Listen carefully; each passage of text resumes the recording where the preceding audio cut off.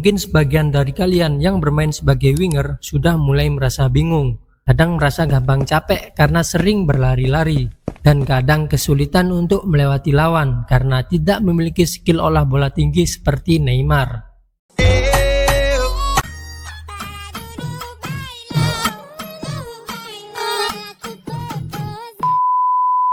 Sebenarnya gimana sih caranya jadi winger yang benar?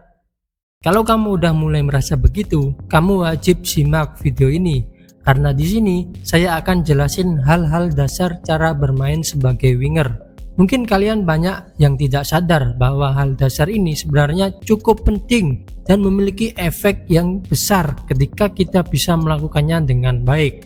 Selain itu, di dalam video ini saya akan spill tips menjadi winger dari Pep Guardiola, pelatih Manchester City.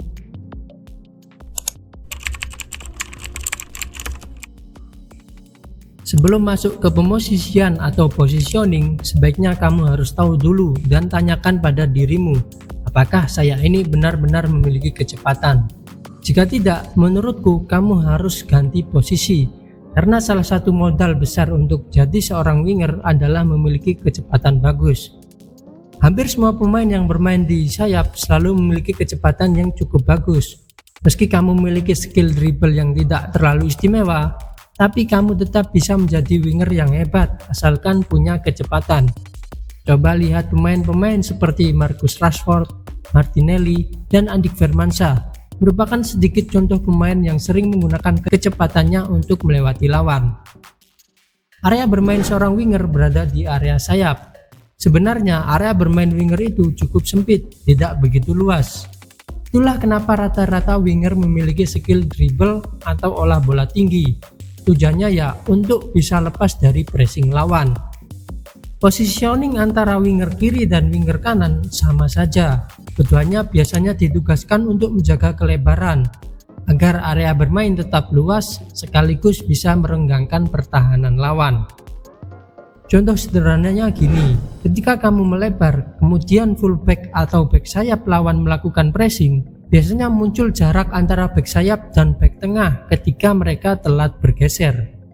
Nah, celah tersebut bisa dimanfaatkan oleh teman kita dan menjadi ruang yang bisa digunakan untuk menembus pertahanan lawan.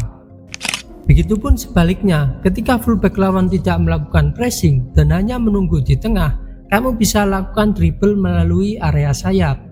Untuk winger di sisi berlawanan, kamu bisa sedikit geser ke tengah atau tetap berada di area lebar. Ini tergantung situasi dan instruksi pelatih. Tapi yang pasti kamu harus memposisikan dirimu di posisi yang mudah dijangkau dan selalu siap untuk menerima bola. Karena di momen seperti ini, keberadaan winger di sisi berlawanan atau yang jauh dari bola kerap tidak terdeteksi oleh bek lawan. Mereka cenderung melihat bola, sehingga kamu sering bebas dan bisa menyambut umpan-umpan yang mengarah ke tiang kedua atau far post. Sebagai seorang winger, kamu harus memiliki variasi serangan. Jangan selalu menyisir sisi lapangan, tapi sesekali juga melakukan penetrasi ke tengah atau yang sering disebut cut inside. Hal ini bertujuan agar lawan tidak mudah membaca permainanmu.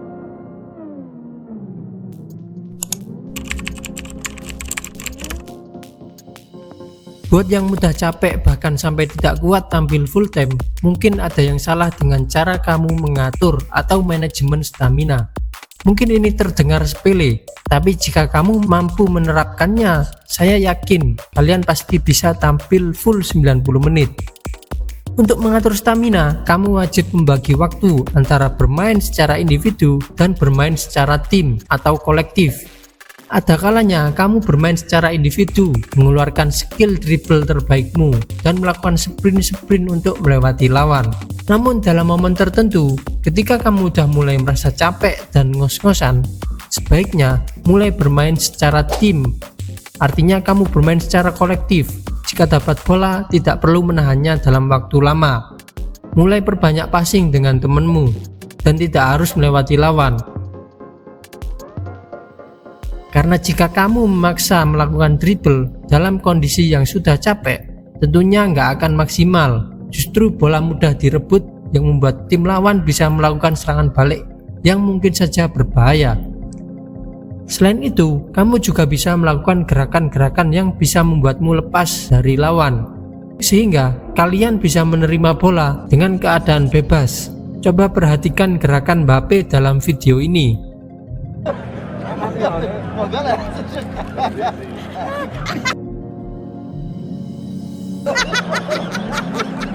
Gerakan simpel seperti itu bisa membantu kamu lepas dari penjagaan atau marking lawan. Jadi kamu tidak capek-capek mengeluarkan skill untuk bisa lepas dari lawan. Untuk contoh gerakannya seperti ini. Umumnya, ketika pemain meminta bola ke belakang area lawan, kita hanya melakukan arah lari yang lurus saja ke depan. Gerakan seperti ini mudah diantisipasi oleh lawan. Padahal kita bisa melakukan gerakan turun atau mendekat ke pembawa bola terlebih dahulu, kemudian ketika lawan mengikuti, ubah arah lari dengan cepat. Begitupun sebaliknya, ketika kita mau minta bola ke area rendah, pancing lawan ke depan, kemudian ubah arah lari dengan tiba-tiba. Prinsipnya, memancing lawan ke area tertentu, kemudian mengubah arah lari ke area tujuan. Untuk video lengkapnya, nanti kamu bisa kunjungi channel Takuya Football Skills Coach, karena dia banyak share video-video yang bisa meningkatkan kemampuanmu bermain sepak bola.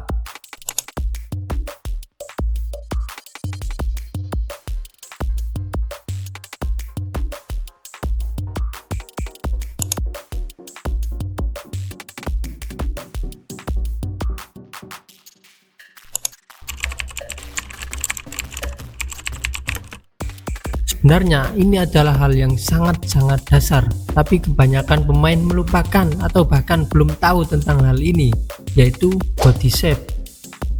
Di sini Pep terlihat menjelaskan tentang body shape atau body orientation. Kalau dalam bahasa Indonesia mungkin berarti pemosisian tubuh. Coba perhatikan video ini sebentar.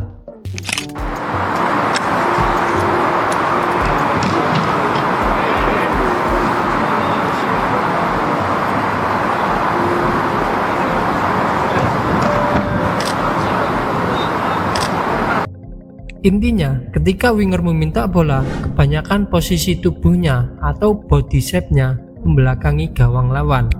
Benarnya, hal ini kurang tepat sob, karena pandangan kita tidak terlalu luas. Kita hanya bisa melihat area tim kita sendiri, tidak bisa melihat area lawan. Meski kita bisa mengakalinya dengan scanning atau cek bahu, tapi ketika ingin melakukan dribble ke depan, kita harus balik badan dulu, dan itu membutuhkan waktu.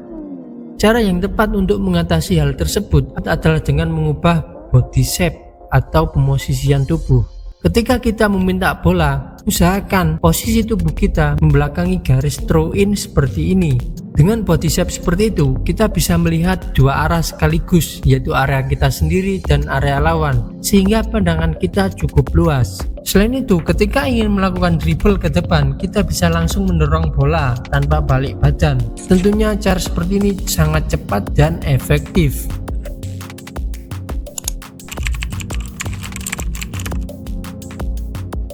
Selain mempunyai aspek menyerang, sebaiknya kamu juga memiliki aspek bertahan yang bagus, terutama aspek pressing. Karena winger ini posisinya di depan, tentu sering terlibat ketika tim kita melakukan high press. Pada saat tim kamu melakukan tekanan, jangan datang asal-asalan ke pembawa bola. Ada satu tips yang perlu kamu perhatikan, yaitu selalu manfaatkan cover shadow atau bayang-bayang tubuh. Contoh sederhananya gini, ketika kamu ingin melakukan pressing ke pemain A, jangan mendatanginya dengan arah lari lurus, karena pemain A masih bisa passing ke pemain B. Coba ubah arah larimu menjadi melengkung atau melingkar seperti ini. Tujuannya untuk menutup akses pemain B. Dengan begitu, pemain A tidak bisa melakukan passing ke pemain B, dan kamu berhasil melakukan pressing sekaligus menutup satu pemain lawan. Teknik pressing seperti ini biasa disebut angle press. Aspek bertahan seperti pressing ini menjadi nilai plus bagi seorang winger. Dan karena kalian mempunyai aspek menyerang dan bertahan yang bagus, bisa jadi kesempatan bermain akan meningkat. Kalau kamu merasa video ini bermanfaat, coba share ke temanmu yang berposisi sebagai winger, biar dia makin jago mainnya. Dan coba tulis di komen, menurut kalian hal apa lagi yang harus dimiliki oleh seorang winger. Terima kasih.